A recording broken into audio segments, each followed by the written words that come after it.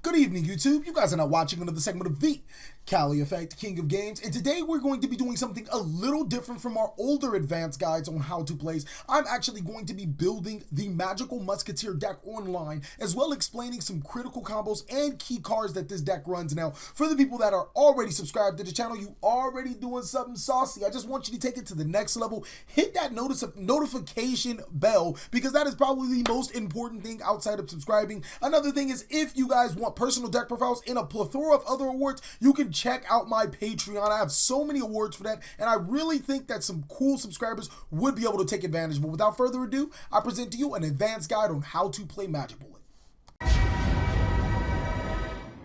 Alright, you guys are going to have to forgive me. I'm going to keep calling them Magic Bullet and Magical Musketeer. Just keep in mind that Magic Bullet is the OCG name and Magical Musketeer is the TCG name that we have. So going over real quick what the Magic Bullet cards do, the monsters tend to be able to activate Magic Bullet spell and trap cards from your hand to your side of the field during either player's turn. They also have an effect to a special summon, search, or add Magic Bullet monsters or cards from your deck or graveyard to your side of the field. So they have quite a few stipulations on them. Them being able to activate their effects only a hard once per turn, so it's really interesting to see how they are built. They also are very dependent on their attack modifier. So starting off, we're going to be running, or we're going to be talking about Magic Bullet Fiend Zamio. I don't feel that it's a really good Magic Bullet card, mainly because it is a super rejuvenation card. During the end phase, you get to draw cards for the number of Magic Bullet spell and trap cards you activate, and it's a tribute summoning card. Now, Magic Bullet isn't a deck that is predicated on tribute summoning, something that supports tribute summoning heavily, and it doesn't really mesh well with the archetype. So I'm going to be running 0 copies. It's not a bad card. The maximum I would tell you guys to run, or would give you guys to run, is 2. I'm going to be running 0 in this specific build. Next is Magic Bullet Shooter Calamity. You can activate Magic Bullet spell and trap cards from your hand, obviously, but the more important thing is that it allows you to target Magic Bullet monsters in your graveyard and special summon in the defense position. I think that this is a solid 1 of 2 of cards, and the reason why we're going to say it's a 1 of 2 of is because cards that require manipulation in the graveyard tend for you to have some type of setup in the graveyard, and that isn't as active as first turn. So I'm just going to put 2 right here. It's probably going to change when we start going deeper into the build, but 2 seems like a really solid number to play a maximum copy of. Next is Magic Bullet Shooting Counter, and when a card is activated in this column, you can add 1 Magic Bullet card with a different name than the activated card. So this is an automatic 3 of. This is the main card of the deck. This guy is going to be able to search all of your Magic Bullet cards, which is going to tutor up or set up so many of your combos. Next is Magic Bullet Shooter Doctor. When a card is activated in this column, you can add 1 Magic Bullet card that is with a different name from the activated card than your graveyard. Normally, when you have graveyard effects in a deck that doesn't set up the graveyard too well, a 2 of is a nice number. Also, keep in mind that all of these guys are level 4 or level 3 Light Fiend monsters, so Ties of the Brethren is really going to play a pivotal part to this deck. Being able to special summon as many Magic Bullet monsters or Magical Musketeer monsters from your deck to your side of the field, so you really have to mess with the numbers. Do I have enough level 4 Magical Musketeer monsters? Do I have enough level 3 Magical Musketeer monsters to be able to abuse Ties of the Brethren? Next is Magic Bullet Shooting Star, and it allows you to special summon a Magic Bullet monster level 4 or lower from your deck. So this is a pretty good level 4. I'm literally stuck between running 2 and 3 of them, mainly because while I do think it's an awesome card, running the 4s aren't actually, let's just go ahead and say 3, because it special summons from deck, and special summoning from deck is always good unless you get Ash Blossom. And then last, or next to last, is Magic Bullet Shooter the Kid. He allows you to draw 1 card by discarding a Magic Bullet card. I don't see myself needing to discard a Magic Bullet card too many times. We're gonna stay 2. I want to say 3, but I feel like if my Magic Bullet monsters are that important, then I shouldn't be able to have to discard. I might play 3 3 just because. Last is Magic Bullet Shooter the Wild, and when a card is activated in this column, you can target 3 Magic Bullet cards in your graveyard, shuffle all 3 into your deck, and draw 1 card. Now here is the huge problem.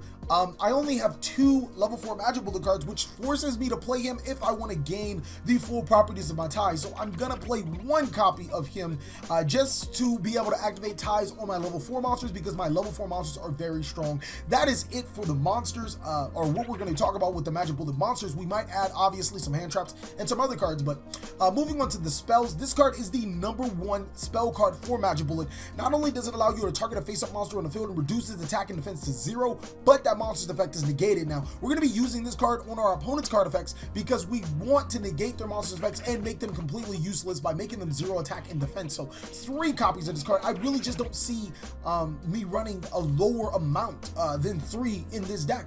Next is going to be Magic Bullet Never Endorphin. I'm pretty sure that's going to get changed. Target one Magic Bullet monster you control, its attack and defense become double its original attack and defense. I love that it's a quick play, but the monster cannot attack directly this turn. So I'm stuck between running 2 or 3 of them, mainly because it seems like a really good card, being able to double my weak monsters, but at the same time, it doesn't seem like a too powerful card. I'm not completely sold on it. Let's put that. If I do have the room and I do see myself needing a card like this, then it's a 3 of, but I just don't see it as a game-ending card. Next, we're going to be talking about the traps.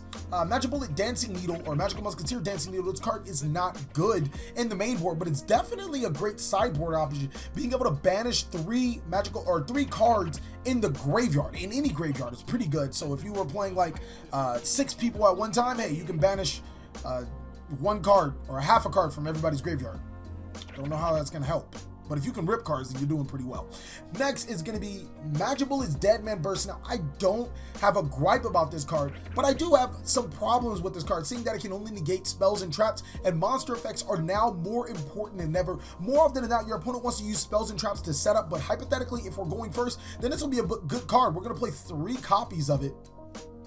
Next is Magic Bullet Death Peridot, which allows it to destroy face-up cards on the field. That's equivalent to a Zodiac Trident. So 3 copies of that card, obviously. And then lastly is Magic Bullet, or Magical Musketeer's Devil's Seal. Obviously, that's going to be a completely different name for the TCG. It says Magic Bullet monsters you control cannot be destroyed by battle or card effects. If this card in your possession is sent to your graveyard by an opponent's card effect, add 1 Magic Bullet card from your deck to your hand. This was the card that I was talking about in my other video, that at maximum, it is a 2 of. You don't want to play 3 of this card.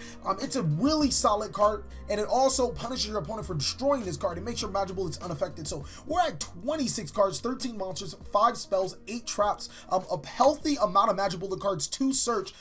So I don't think that we're going to need Never Ending Endorphin for some side support. Honest has been a card that's been talked about in this deck for quite some time, and it's at 3, being able to prevent your Magic Bullet monsters from being destroyed by battle, as well as combo with Magic Bullet's Devil's Deal. It's going to be pretty hard to get over your Magic Bullet monsters. I'm not a huge fan. I'm going to put them to the side for right now. Ties of the Brethren is also, I feel like it's mandatory inside of this deck, especially since I'm playing not so great cards to combo with Ties of the Brethren. So it's really good because it allows you to special summon 2 of your other Magic Bullet monsters to your side of the field. That's it for Ties, obviously. Another card I want to talk about is Archfiend Eccentric.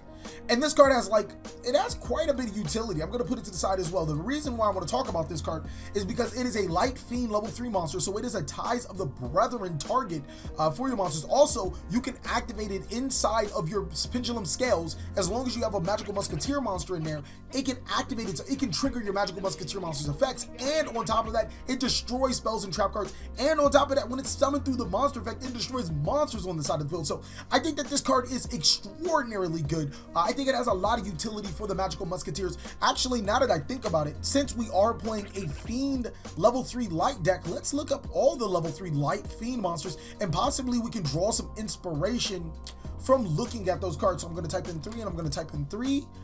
Oops, I forgot to declare the attribute, which I'm only looking at Light Fiend level 3s. Deathstroke Archfiend, terrible. Fabled. All right, I'm pretty sure that's not good. Only good for Fabled. Okay, so we don't have any good Light Fiend monsters other than Eccentric Archfiend outside of the Magical Musketeer archetype. We have Emperor of Sam. Each time you tribute summon a monster, select a card, and that's terrible. Another Fable monster, more Fable monsters, and I can see like a Fabled a Fabled Magical Musketeer deck going around, but that's not what we're working with right now. Magic Bullet, so we don't necessarily have any great Magic Bullet or level 4 Fiend monsters, unfortunately. What does Reverse Buster do? This card attacks. Your opponent can activate spell and trap cards. If this card attacks a face down defense position monster, you can destroy that monster face down. This actually is not a terrible card and is a better option than Magic Bullet Shooting World. If this card ever came up in the meta, because it destroys face down defense position monsters. Your opponent can activate spells and traps when you attack with it. So if this ever came out in the meta, then you guys know where I heard it first. It actually seems pretty good in the mirror match. He's not stronger. Okay, so he's not stronger than one of the Magic Bullet monsters. or 2 of the Magic Bullet monsters. So more often than not, he's going to be able to attack freely, and your opponent can activate any of your Magic Bullet cards, and it's summonable through Ties of the Brethren. So that's not terrible. I'm just going to set it to the side. So next, we are looking at our hand traps. So for the people that can't afford Ash Blossoms, Ghost Ogres is a good substitute. I mean, not the perfect substitute, but it's a decent substitute. I'm going to be playing Ash Blossoms. We're also going to run 2 copies of Eccentric Archfiend. I think that card's going to be pretty dope. We're going to run the Triple Honest just because if I don't run the Triple Honest, then we'll get some players that's going to bitch and moan and complain. And now we're looking at a pretty solid build. I'm not 100% sure what to do with Extra Deck. I don't think that this deck necessarily cares about Extra Deck. And with 21 monsters, I'm not necessarily liking that number. I would like to drop the Honest to 2 or just play an additional monster. And I'm really seeing Reverse Buster as a Ties of the Brethren target. I'm probably going to regret it, but we're going to slap in that Reverse Buster. That Reverse Buster just might be too strong when we're going in the testing portions of this deck profile. So who knows? Who knows? So we have a pretty solid base with 22 monsters, a little bit higher than I would want for a Magic Bullet deck. We also have some pretty good spells and traps. I don't really see this deck needing... Oh, actually, I do see it needing... a really good spell called Tune Table of Contents. Now, the reason why you play Tune Table of Contents is because you can activate it in any of your monsters, Magic Bullet monsters columns, gain their effects of the Magic Bullet monsters columns, and then cycle to another Tune Table of Contents. That's going to be fulfilled with Toon World because it's another card that you can activate in your column and then gain the effect of your Magic Bullet cards, and is the last card you want to search with Tune Table of Contents. So it looks like our rough draft build is at 42 cards. Looking at the TCG Link monsters that we can play, I'm not really seeing that this deck necessarily needs any of these cards that we're looking at. These Link monsters aren't going to be too pivotal, so we're just going to run what we can. We're going to run a Cossack Magician. This card's actually really good. The Decode Talker. This deck isn't going to be heavy into links, or at least not this particular build, so no to Firewall Dragon. We might just slide Gaia Saber to the side. Put it in there. Like I said, this deck doesn't seem too predicated on being able to go into the extra deck. So we're just going to run the generic Link cards that I'm seeing right now that are going to be out. And it's actually kind of interesting that this is one of the decks that came out that isn't, one of the new decks that it doesn't necessarily mess with links or extra decks for that matter. Most decks have seemed to be on the extra deck game heavy. So now we're going to look into some rank 4 monsters and some rank 3 monsters. Again, I could be missing something right now, but I don't necessarily see a good correlation between these Link monsters or these extra deck monsters. Actually, let me take a second to start looking around and trying to figure out some great opportunities with this deck. All right, so we took a quick timeout.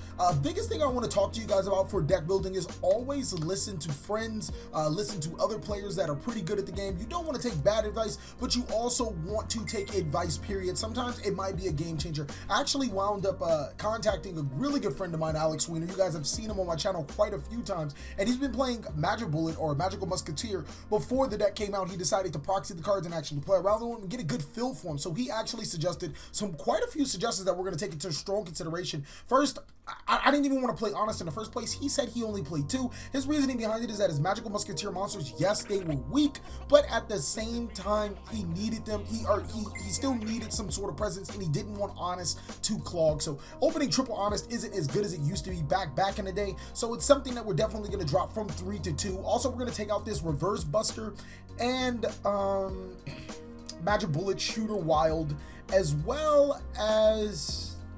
Where is that card? Where's one copy of that girl? The level 4.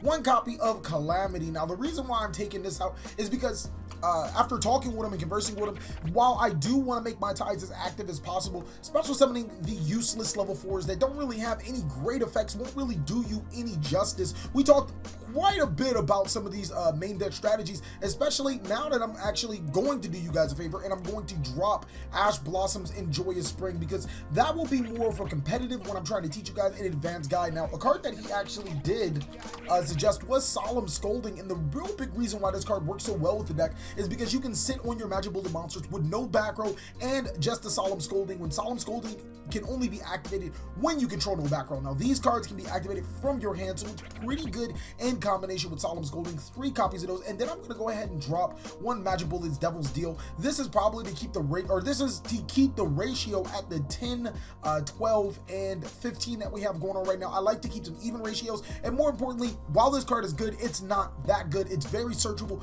and it prevents your monsters from being destroyed. So this is what we're going to look at for a basic build. Now, normally I would add 3 copies of Ash Blossom and call it a day, but we're going to go in more in tune, a less competitive. You guys will see a refined deck profile if this isn't it for a later video. So we're going to add the 3rd copy of Archfiend Eccentric, and I'm going to resist throwing back in the Ash Blossoms, and we're going to run double summons. Now, there's some good logic behind running this and also Desires. Desires plus the Kid is Magic Bullet, the Kid, is a draw 4. So being able to activate him in your column, you're going to be able to draw 4 cards and discard 1 as 1 is banish 10 cards from your deck. So that is probably going to require you to play 1 more copy of the Kid. I'm not really seeing a Magic Bullet monster that I would like to cut, and that's probably where the problem is. I might actually have to cut Calamity all in total just to run another Kid. And again, we'll revisit this Magic Bullet deck profile, or we'll revisit this in a competitive version of the Magic Bullet deck profile. This looks like a really solid deck. We have some pretty good reasoning for playing all of these cards, but more importantly, what we were talking about originally was the extra deck. That's what I originally brought to the conversation with him, and he said it kind of doesn't matter. This deck isn't really built on going into the extra deck. It's not a deck that really loves the extra deck, so I'm just going to run a whole bunch of random extra deck cards that I think are going to be really good for spot situations. The Leviair to special summon monsters that can't be banished through our effects anyway, so let's take it right back out. Thought we had a card to banish for card effects. We're going to run the Break Sword. Sure, we'll run the Grand Pulse. Easy spot row. We already run our Link monsters. Again, this is a deck that isn't necessarily needs the extra deck, so we're just gonna run a whole bunch of random ass cards and just go from there. So of course, Abyss Dweller, I mean, that's a pretty good card. We already run the Bujintai Tsukiyomi for the extra draws. Compared with Magic Bullet, oh, actually, it doesn't work that way, but in theory, on the top of my head, it worked pretty good. This card will be able to tutor itself off the field, and I guess that's where the other Magical Musketeer monster comes in handy, the big level 8 monster that I can't remember his name quite at this second, but he is 2500 attack, 2500 defense, and he's the strongest monster. He's probably your strong monster, and you wouldn't have to go into the extra deck as much as I probably would when playing this deck. So we're basically just scamming through cards, or scanning through cards, looking for some cards, randomly picking cards, to be honest with you guys, and placing them into the extra deck. Just some good utility cards that could be used with this deck. And again, this deck doesn't really care, so you could actually play Ghost Reaper and Winter Cherries inside of the main board of this deck, and then just play all of the extra deck cards that you fear, such as ABC Buster Dragon, Spiral Double Helix, Pin Magician, or Bills, and any of those other cards, and that'll probably give you a significant edge. I'm actually just going to go ahead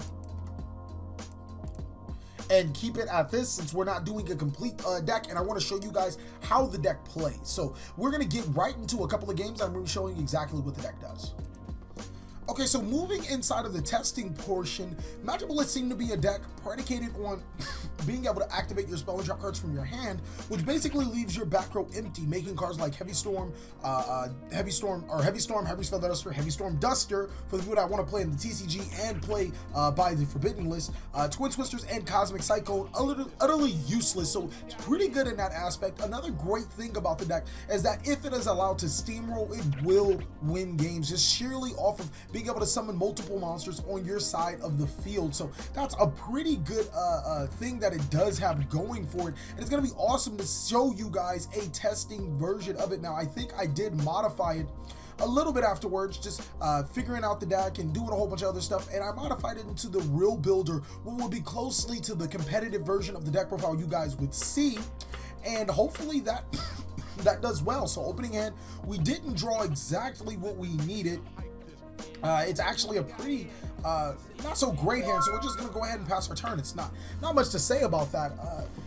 If you don't draw a Magic Bullet monster, it's almost like bricking it in almost any other deck. You just didn't draw a monster. It doesn't really help, since these are hand. No, that's not okay. I forget that I have the Ash Blossom, so we're just gonna go ahead and do that now. I'm like, yeah, in the back of my head, I'm like, yeah, I'm Ash Blossom that Desires, and then I'm like, You have Ash Blossom, you have the Desires. You know, Ash Blossom and the Desires. So he's going to go ahead and activate his cards in his scale, and then Skyers is going to destroy another appropriate card to be able to special summon monsters from his deck to his side of the field. So we are in trouble.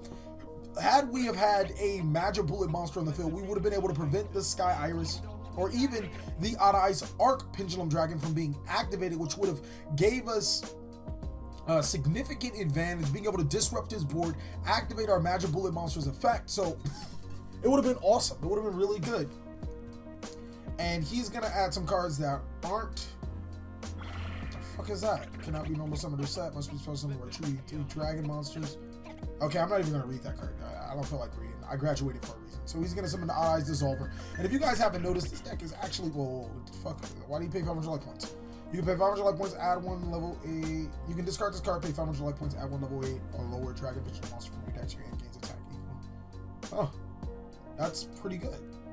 Yeah, that's going to be pretty interesting when we get that card. I'll be excited to do a video about that. So he's going to add an Odd Eyes Pendulum Dragon for his deck to his hand, and possibly Fusion Summon for a Vortex Dragon, or possibly not, or possibly Pen Summon, which is then in turn going to get him a Fusion Summon for a Vortex Dragon or a card alike. So he's going to start off with a pretty strong board. Excited to see what the Magic Bullet archetype has to do to respond to this, because if we would have drawn any of our Magic Bullet monsters, this board wouldn't have been made. But this isn't necessarily about a win or a loss. It's about seeing how the deck works, how the deck operates, and once we get the deck rolling, how can this deck respond to the opponent's card effect. So we don't necessarily have it rolling. He has a Vortex on field, but it's definitely something we can play around with ease. A card that we have to watch out for is Odd Eyes Arc Pendulum Dragon. And that's going to be a card that's going to enable him to summon a myriad of monsters to his side of the field. So he's going to add Pen Sorcerer with Pendragon's effect, which means he's setting up for another big play. And we draw nothing. So that's going to be that game. So it looks like the deck might have a bit of inconsistency problems. I guess you could fix that by playing more Magic Bullet monsters, but then you risk just having a whole bunch of dead Magic Bullet monsters in your hand and field. So that tends to be one. Also, this deck isn't optimal going second, but he's going to tell us to go first. So we're going to go ahead and normal summon our Casper. And then we're going to activate Tomb Table of Contents. And that's going to trigger Casper's effect. Casper is actually going to add us a Magic Bullet spell card, because I don't really see any way we need a monster. We're going to add the best card for the deck, which is going to almost guarantee that our monster is going to stay on the field, which is Magic Bullet Cross Dominator from our deck to our hand, as well as the second copy of Tomb Table of Contents from our deck to our hand. So that's going to be just about our turn. There's not really much else we can do.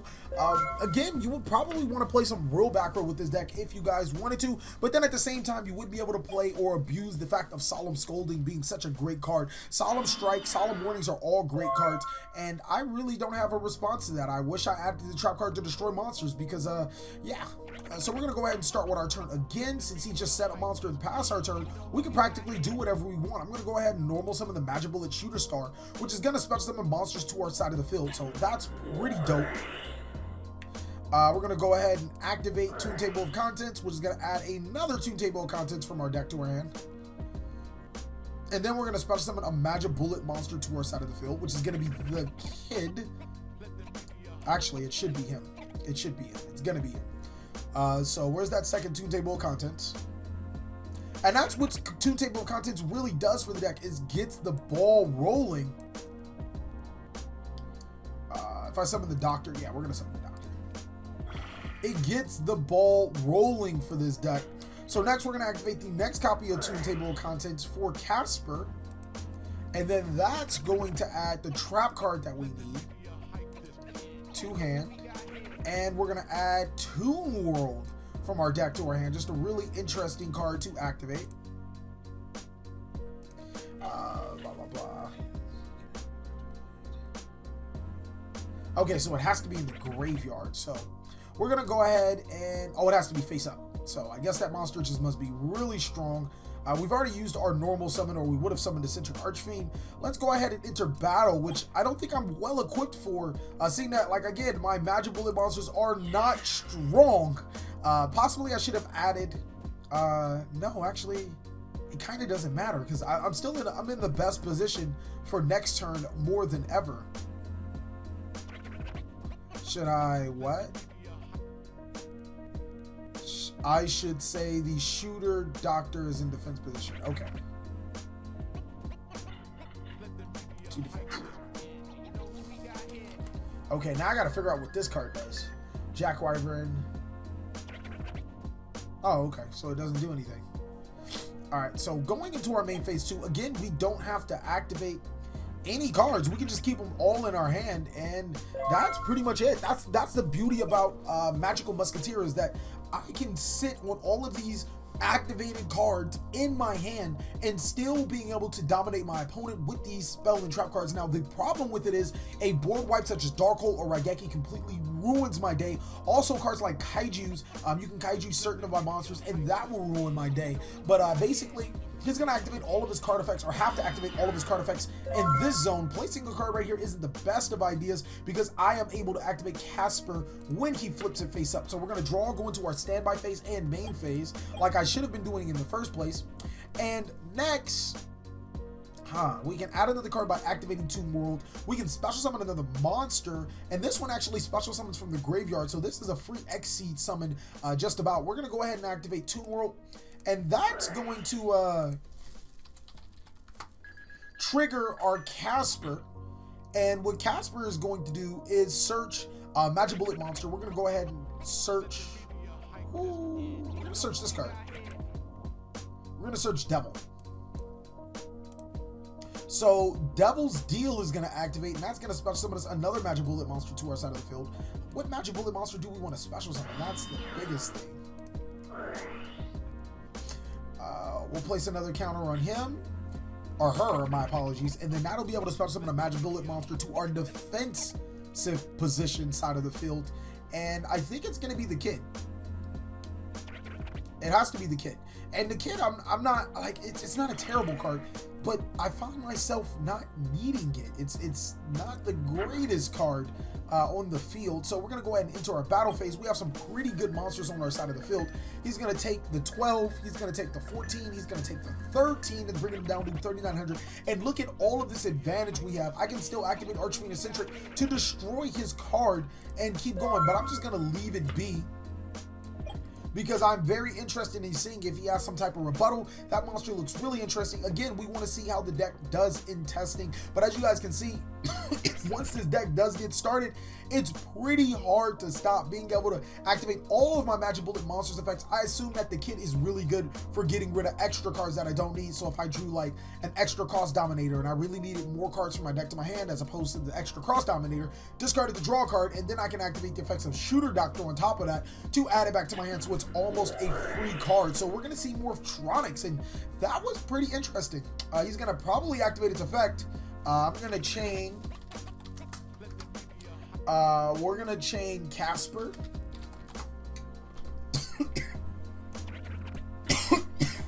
We're going to chain Casper's effect and see what he does. If he doesn't do anything, we're going to be able to search another Magic Bullet card. And basically, we're going to have all of the cards that we need to stop our opponent from basically doing everything. So with scoping... Oh, if a spell or trap card is activated... My apologies, my apologies. I don't know why I keep thinking of monster effects. So like, this card's busted if it includes monster effects. I don't know why. I just keep thinking they all include monster effects. And I'm telling you, that's how I think sometimes. They be busted. They be busted, bro. So, wondering what is he going to do. And even Devil's Deal, it's a pretty good card. Being able to prevent my Magic Bullet monsters or my Magical Musketeer monsters. Whoa.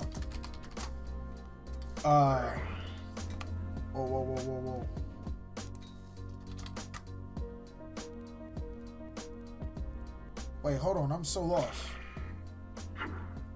Oh, he didn't. Okay, I have a response. So with that, I think I'm really bent on getting rid of that card.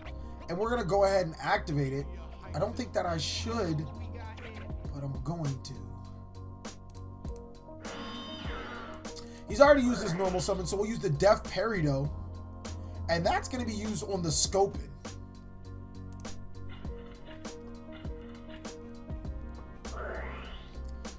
Junk Box, and now we're going to use... Now we're going to use Burst, or Dead Man's Burst. And then that's going to get this back to our hand. Oh, another Junk Box, and it's not once per turn. That is nasty. I don't have any responses to that. And we're just going to have to see what that Synchro Summon is. I was thinking maybe a Black Rose Dragon. But again, we just want to see how the deck responds. It seems to have 3 solid forms of destruction through Cross Dominator, Desperado, and Deadman Burst. Now, keep in mind, they can only activate themselves once per turn, so I'm down to 1 card. And if I actually would have waited until he Synchro Summoned, but I wanted to see what was his responses, and I want to see what he's going to do now that he's almost home free, but we can still activate our card effects. I actually should have activated Casper to the Junk Box, but we're just going to go ahead and let that slide. So he's going to go into his extra deck and summon Power Tool Dragon.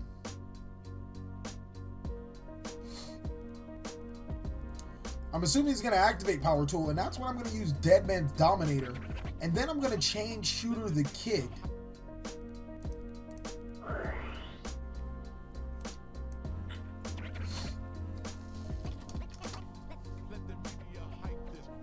And, Dominator is going to negate its effect. Kid's going to allow me to draw 2 cards and then discard 1 card.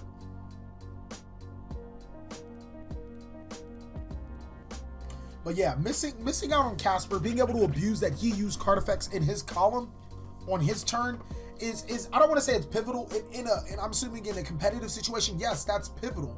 But since this is like literally just watching Magic Bullet card, I think I'm gonna discard Calmity. Yeah, we're gonna go ahead and discard Calmity. Ooh, we drew another kid and a Solemn Scolding. So again, really interesting to see Smart Fawn in hand. Banishing 1 more Tronic monster in your graveyard. So now I have no responses to any of his card effects. He could make a Crystal Wing Synchro Dragon. And that'll be really interesting to see. We're just going to go ahead and Ghost Dash it. Or Ash Blossom it.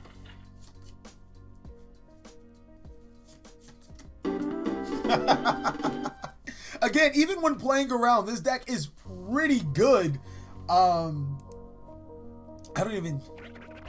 Oh, it says excavate that card. Hey man, I'm not gonna go over all that. But looking at this deck, it does seem really good at being able to dominate your opponent. Being able to play on their turn is probably one of the main reasons why decks are so meta and competitive. Any deck that is allowed to play on your opponent's turn is probably a really good deck. And this deck has all of the aspects of being able to play on my opponent's turn. I was able to activate 4 cards, 1 of them not being theme specific, but 3 of them being theme specific to completely dominate what the opponent was doing. I hope you guys really enjoyed this how to play, an advanced guide how to play. And if this gets 100 likes, not only will we do a Magical Musketeer deck profile, but we'll see about what we are going to do for the advanced guides on how to play in the future. Thank you guys so much. This is the Cali Effect, over and out.